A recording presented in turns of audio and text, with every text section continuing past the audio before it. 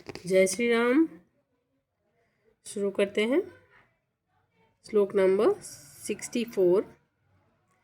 राघव प्रत्यार्थ तु दुन्दुभे कायमुत्तमं दर्शयामास सुग्रीव महापर्वत सन्निभम। इसमें कह रहे हैं कि राम की प्रतीति के लिए उन्होंने दुन्दुभि दैत्य का महान पर्वत के समान विशाल शरीर दिखलाया। और फिर आगे कहते हैं, उत स्मृत्वा महाबाहु प्रेक्ष्य चाक्षी महाबला पादांगुष्ठेन चिक्षेप संपूर्ण 10 योजना।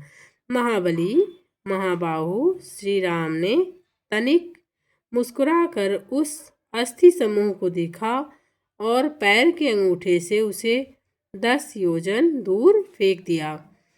विभेद च पुनस्तलान सप्तकेन महेशुना गिरिं रसातलं चैव जनयन प्रत्यय तदा। फिर एक ही महान बाण से उन्होंने अपना विश्वास दिलाते हुए 7 ताल वृक्षों को और पर्वत तथा रसातल को बींध डाला। तत्प्रीतं नास्तेन विश्वस्त स महाकपि किष्किन्धां राम सहितो जगाम च गुहां तदा। तदंतर राम के इस कार्य से महाकपि सुग्रीव मन ही मन प्रसन्न हुए और उन्हें राम पर विश्वास हो गया। फिर वे उनके साथ किष्किंधा गुहा में गए।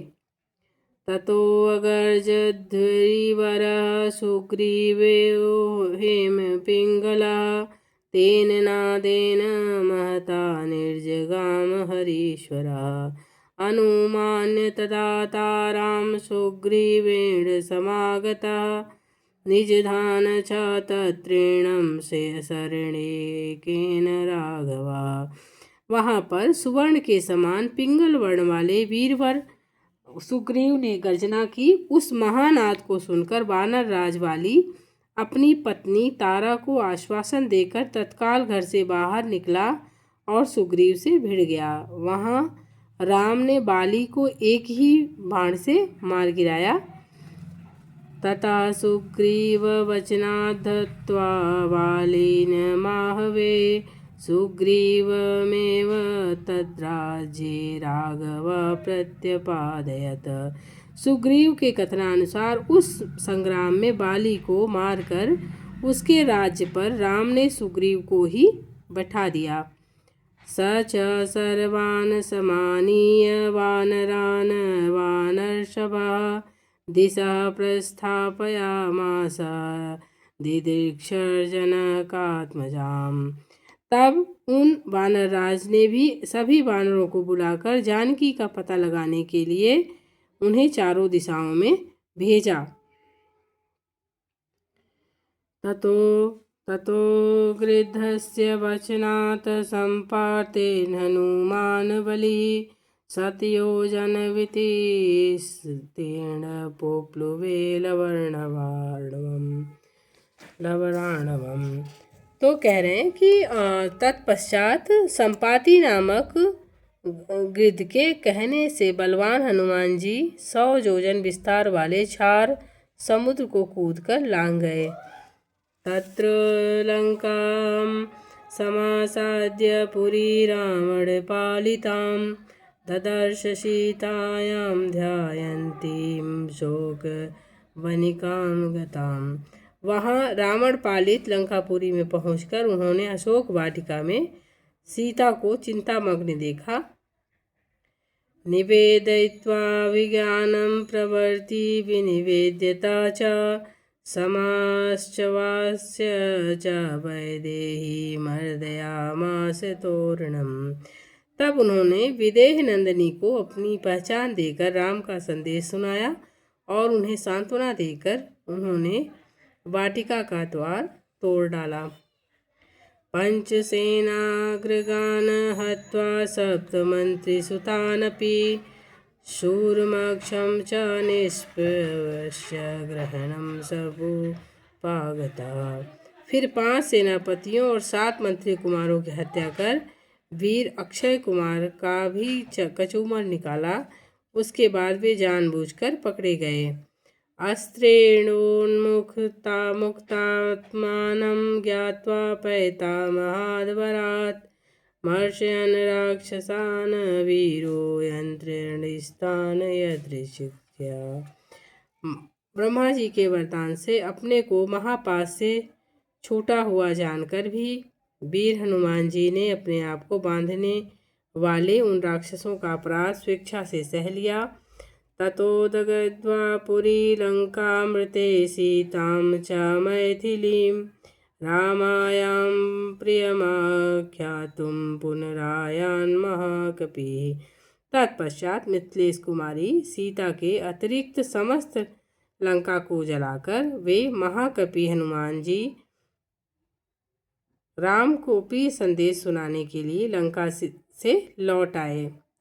सोऽभिगम्य महात्मानं कृत्वा राम प्रदक्षिणं न्यवेदयद मे आत्मा दृष्टा सीतेति तत्वतः।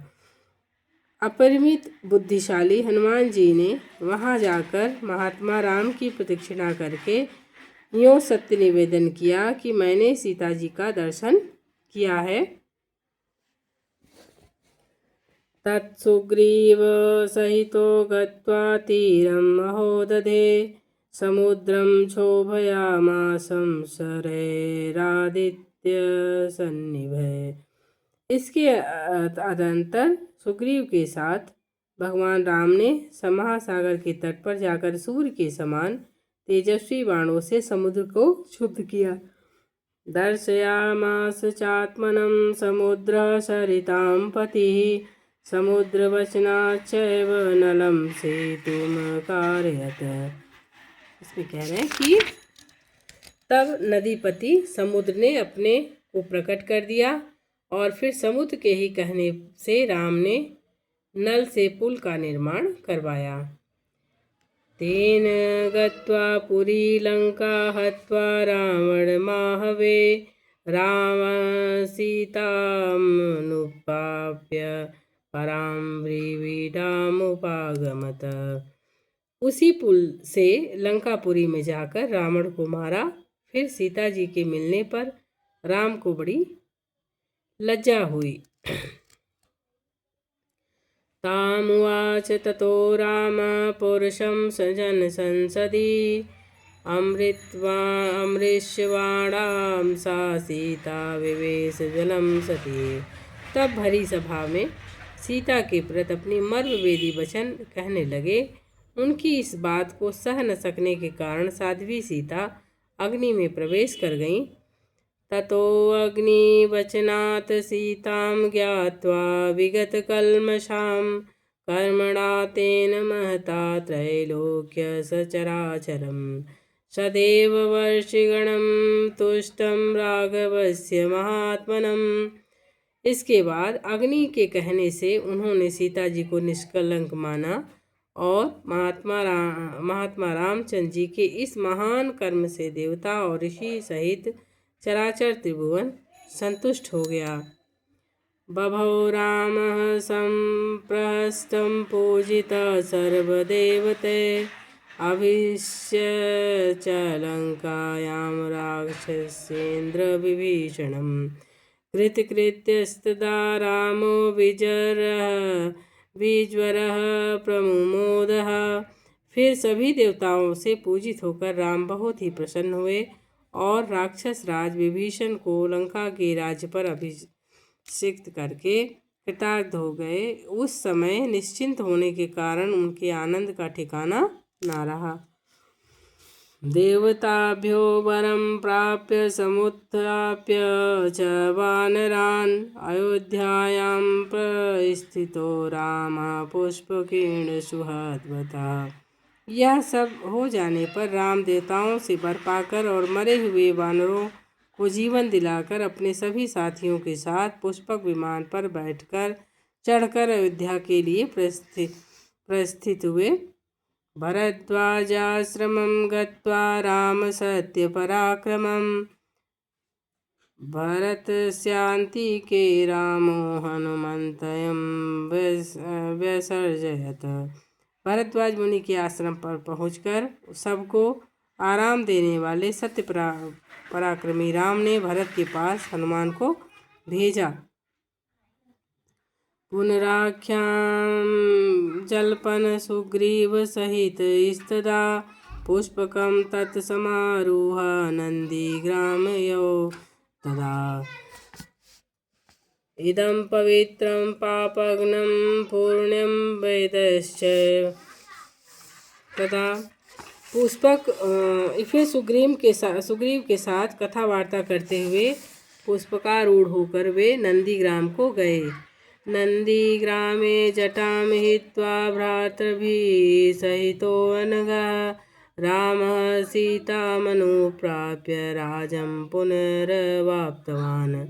निष्पाप रामचंद्र जी ने नंदीग्राम में अपनी जटा कटाकर भाइयों के साथ सीता को पाने के अनंतर पुनः अपना राज्य प्राप्त किया है। प्रहस्तमुदितो लोकसंस्तुष्टः पुष्टः सुधार्मिकः निरामयो हरोगश्च दुर्भिक्ष भयविवर्जितः। अब राम के राज में लोग प्रसन्न, सुखी, संतुष्ट और पुष्ट, धार्मिक और रोग व्याधियों से मुक्त रहेंगे। उन्हें दुर्भिक्ष का भय नहीं होगा। न पुत्र मरणं केचिद् द्रक्ष्यन्ति पुरुषा क्वचितः नार्याश्च विधवा नित्यं भविष्यन्ति पतिव्रता। कोई कहीं भी अपने पुत्र की मृत्यु नहीं देखेंगे। स्त्रियां विधवा नहीं होंगी, सदा पतिव्रता होंगी। न चाग्निजं भयं किंचिनाप्सु मज्जिदन्तवः न वातजं भयं किंचिनापि ज्वरकृतं तदा। आग लगने का किंचित भय नहीं होगा। कोई प्राणी जल में नहीं डूबेंगे। वात तथा ज्वर का भय थोड़ा भी नहीं रहेगा। न चापि क्षुद्भयं तत्र न तस्कर भयं यथा तथा नगराणि च राष्ट्राणि धनधान्यानि युतानि च नित्यं प्रमुदिता सर्वे यथा कृतयुगे तथा। क्षुधा और चोरी का डर भी नहीं होगा। सभी नगर और राष्ट्र धन धान्य संपन्न होंगे। सतयुग की भांति सभी लोग सदा प्रसन्न रहेंगे।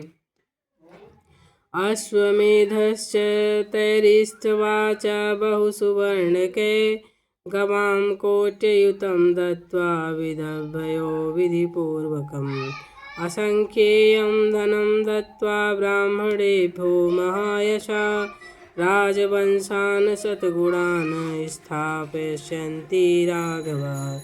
चातुर्यवर्णक च लोकस्मिन् स्वस्वे धर्मे नियोज्यति।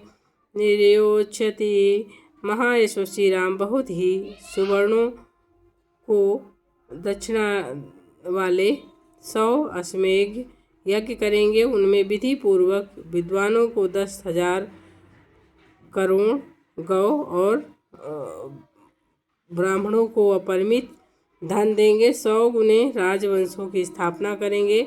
संसार में चारों वर्णों को वे अपने अपने धर्म में नियुक्त रखेंगे। 10 वर्ष सहस्राणि 10 वर्ष शतानि च रामो राज्यमुपाश्रित्वा ब्रह्मलोकं प्रयास्यति। फिर 11,000 वर्षों तक राज्य करने के अनंतर श्री रामचंद्र जी अपने परम धाम को पधारेंगे। इदं पवित्रं पापघ्नं पुण्यं वेदश्च संहितं न पठेदनरामचरितं सर्वपापै प्रमुच्यते। इसमें वेदों के समान पवित्र और पापनाशक तथा पूर्णमय इस रामचरित को जो पढ़ेगा वह सब पापों से मुक्त हो जाएगा। एतदाख्यानं मानुष्यं पठनं रामायणं नर सुपुत्रपौत्रसगणः प्रेत्य सर्गे महीयते। आयु बढ़ाने वाली इस रामायण कथा को पढ़ने वाला मनुष्य मृत्यु के अनंतर पुत्र पौत्र आदि परिजन वर्ग के साथ ही स्वर्ग में प्रतिष्ठित होगा। पठन द्विजो वाग्रवत्वमियात स्यात् क्षत्रियो भूमिपतित्वमियात वाणिज्यन पर्णफलमत्वमिया जजनश्च शूद्रोऽपि महत्वमियात। इसे ब्राह्मण पढ़े तो विद्वान हो, क्षत्रिय पढ़ता हो तो पृथ्वी का राज्य प्राप्त करे, वैश्य को व्यापार में लाभ हो और शूद्र भी प्रतिष्ठा प्राप्त करे। ये प्रथम सर्ग खत्म हुआ, द्वितीय स्टार्ट होगा। इसमें वाल्मीकि के शोक का श्लोक रूप में प्रकट होना, ब्रह्मा जी का रामचरित्रमय काव्य के निर्माण का आदेश देना कि उन्होंने वाल्मीकि रामायण कैसे शुरुआत की, ये इस सर्ग में है। और तो पहला श्लोक है इसका। नारदस्य तु तद्वाक्यं श्रुत्वा वाक्य विशारदः पूजयामास धर्मात्मा स शिष्यो महामुनिम्। देवर्षि नारद के उपयुक्त वचन सुनकर वाणी विशारद धर्मात्मा ऋषि वाल्मीकि ने अपने शिष्यों सहित उन महामुनि का पूजन किया। यथावत् पूजितस्तेन देवर्षि नारदस्तथा आप प्रक्षेपाभ्यनुज्ञात सहजगाम विहायसम्। वाल्मीकि जी से यथावत सम्मानित हो देवर्षि नारद जी ने जाने के लिए उनसे आज्ञा मांगी और उनसे अनुमति मिल जाने पर वे आकाश मार्ग से चले गए। सह मुहूर्ते गते तस्मिन् देवलोकं मुनिस्तदा जगाम तं सातीरं जाभ्यावस्त्वविदूरतः।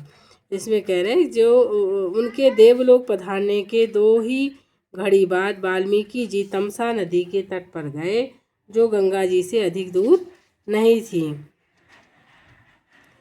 स तु तीरं समासाद्यं तमसाया मुनिस्तदा शिष्यमाह स्थितं पार्श्वे दृष्ट्वा तीर्थमगधर्मम्।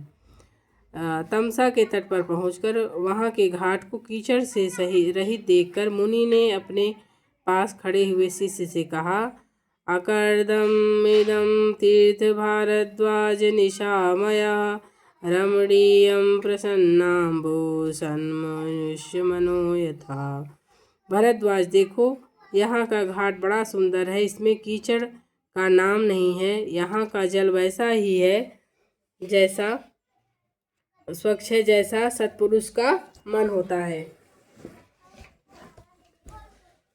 ननस्त्याम कलस्यात् तात दीयताम वल्कलमम इमेवाह गाहिष्ये तमसा तीर्थमुत्तमम्। तात यहीं कलश रख दो और मुझे मेरा वल्कल दो, मैं तमसा के इस उत्तम तीर्थ में स्नान करूँगा। एव मुक्तो भरद्वाजो वाल्मीकेन महात्मना प्राप्स्यत मुनिस्तस्य वल्कलं नियतो गुरो। महात्मा वाल्मीकि ने ऐसा कहने पर नियम परायण शिष्य भरद्वाज ने अपने गुरु मुनिवर वाल्मीकि को वल्कल वस्त्र दिया। सह शिष्यहस्तादाय वल्कलं नियतेन्द्रियः विविचारः पश्यस्तथा सर्वतो विपुलं वनम। शिष्य के हाथ से वल्कल लेकर वे जितेंद्रिय मुनि वहाँ के विशाल वन की शोभा देखते हुए सब ओर विचरने लगे। तस्यावसासे तु मिथुनं चरन्तमन पापिनं ददर्श भगवास्त्र कौचयोश्चारुणीस्वनम्। उनके पास ही कौंच पक्षियों का एक जोड़ा जो कभी एक दूसरे से अलग नहीं होता था, विचरण कर रहा था। वे दोनों पक्षी बड़ी मधुर बोली बोलते थे। भगवान वाल्मीकि ने पक्षियों के उस जोड़े को वहां देखा। तस्मात् तु मिथुनादेकं मुमुमासं पापनिश्चया जगान वैरनिलयो निषादस्य पश्यते। उसी समय पाप पूर्ण विचार रखने वाले एक निषाद ने, जो समस्त जंतुओं का अकारण ही वैरी था, वहां आकर उन पक्षियों के उस जोड़े में से एक नर पक्षी को मुनि के देखते ही देखते बाण से मार डाला। तम शोणिता परितांगम चेष्टमानं महीतले भार्या तो निहंतं दृष्ट्वा रुडाव करुणां गिरिम। वह पक्षी खून से लथपथ होकर पृथ्वी पर गिर पड़ा और पंख फड़फड़ाता हुआ तड़पने लगा। अपने पति की हत्या हुई देख उस भार्या कौंची करुणाजनक स्वर में चित्कार कर उठी। वियुक्ता पतिनां तेन द्विजेन सहचारिणां ताम्रशीर्षेण मत्तेन पतित्राण सहितेन वै। उत्तम पंखों से युक्त वह पक्षी सदा अपनी भार्या के साथ विचरता था। उसके मस्तक का रंग तांबे के समान लाल था और वह काम से मतवाला हो गया था। ऐसे पति से वियुक्त होकर कौंची बड़े दुख से रो रही थी। तथा विधम द्विजं दृष्ट्वा निषादेन निपातितं ऋषि धर्मात्मनस्तस्य कारुण्यं संपद्यत। निषाद ने जिसे मार गिराया था, उस नर पक्षी की वह दुर्दशा देख उन धर्मात्मा ऋषि को बड़ी दया आई। ततः करुण वेदित्वा धर्मोऽयमिति द्विजः निशाम्य रुदति कौंचिमिदं वचनं ब्रवीत। स्वभावतः करुणा का अनुभव करने वाले महर्षि ने यह अधर्म हुआ है ऐसा निश्चय करके रोती हुई कौंची की ओर देखते हुए निषाद से इस प्रकार कहा। मां निषाद प्रतिष्ठां त्वमगमः शाश्वती समा यत् कौंच मिथुनादेकमवधि काम मोहितम। निषाद, तुझे नित्य निरंतर कभी भी शांति न मिले, क्योंकि तूने इस कौंच के जोड़े में से एक की, जो काम से मोहित हो रहा था, बिना किसी अपराध के ही हत्या कर डाली है। तस्येथं ब्रुवतश्चिता बहुवह विचतः शोकार्तेनास्य शकुने किमिदं व्याहतं मया। ऐसा कहकर उन्होंने इस प्रकार विचार किया। तब उनके मन में चिंता हुई, अहो इस पक्षी के शोक से पीड़ित होकर मैंने यह क्या कह डाला।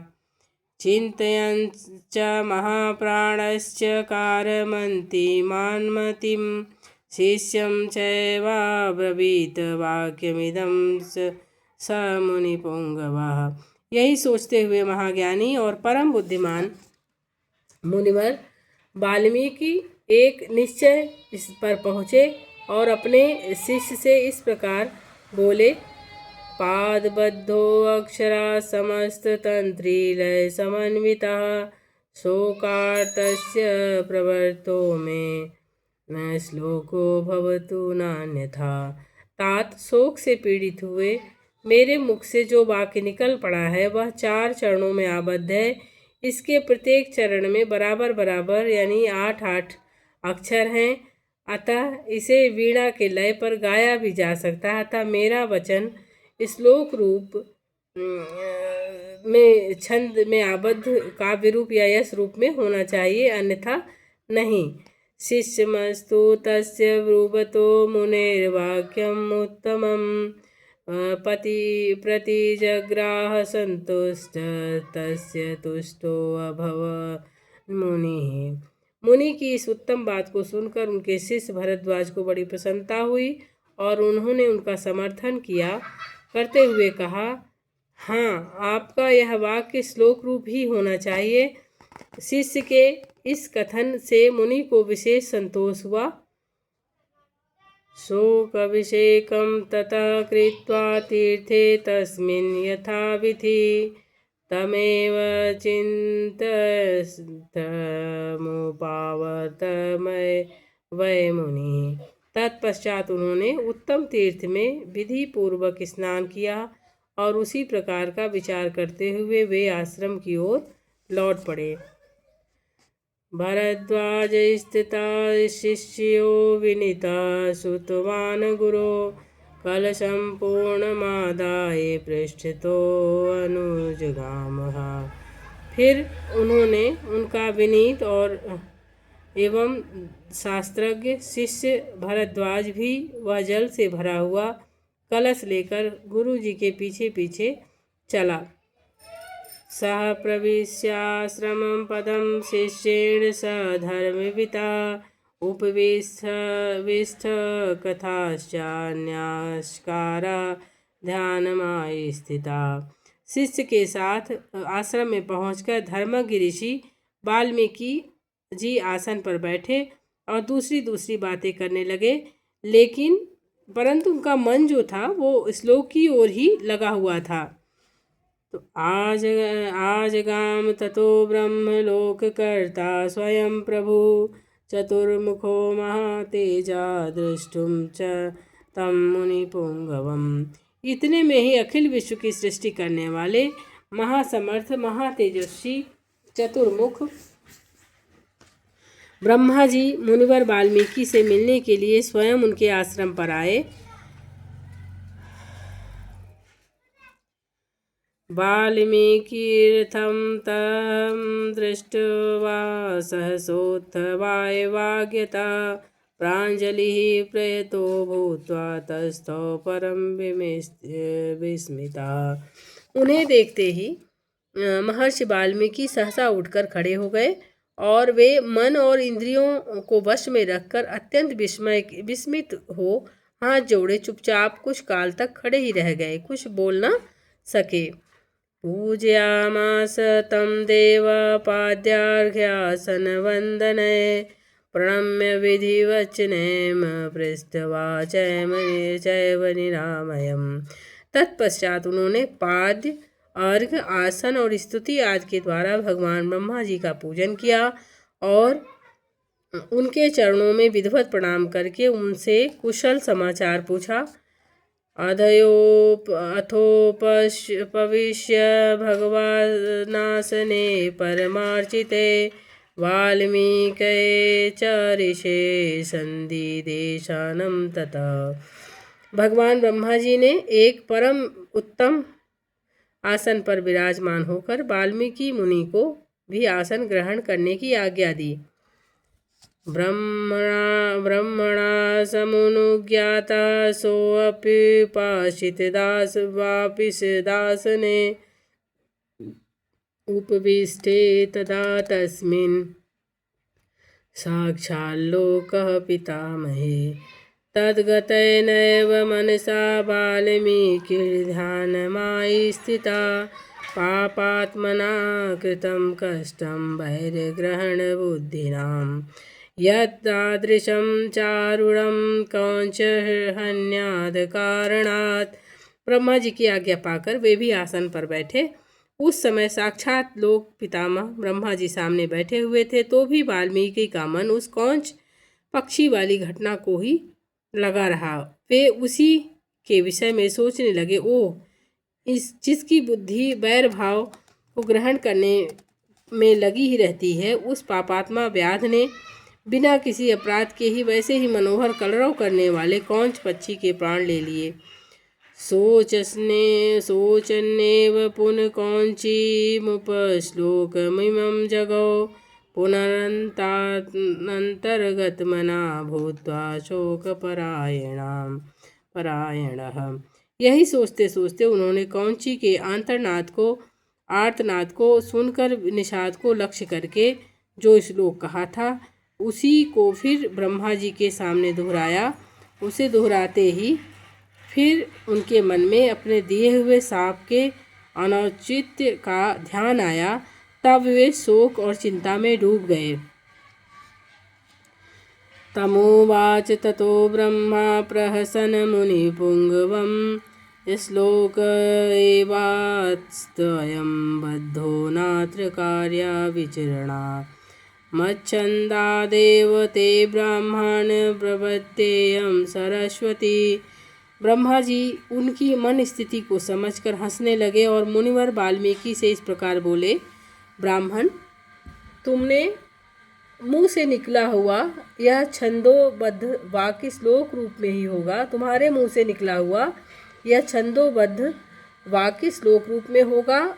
इस विषय में तुम्हें कोई अन्यथा विचार नहीं करना चाहिए। मेरे संकल्प और प्रेरणा से ही तुम्हारे मुंह से ऐसी वाणी निकली है। रामस्य चरितं कृतस्नं कुरु त्वमर्षि सत्तमं धर्मात्मनो भगवतो लोके रामस्य धीमता वृत्तं कथया धीरस्य यथा ते नारदाच्युतम्। मुनि श्रेष्ठ, तुम श्री राम के संपूर्ण चरित्र का वर्णन करो। परम बुद्धिमान भगवान श्री राम संसार में सबसे बड़े धर्मात्मा और धीर पुरुष हैं। तुमने नारद जी के मुंह से जैसा सुना है उसी के अनुसार उनके चरित्र का चित्रण करो। रहस्यं च प्रकाशं च यद वृत्तं धीतस्य धीमता रामस्य सह सौमित्रे राक्षसानां च सर्वशः वैदेहाश्चैव यदं वृत्तं प्रकाशं यदि वारहं तच्चाप्यविदितं सर्वविदितं ते भविष्यति। बुद्धिमान श्री राम का जो गुप्त प्रकट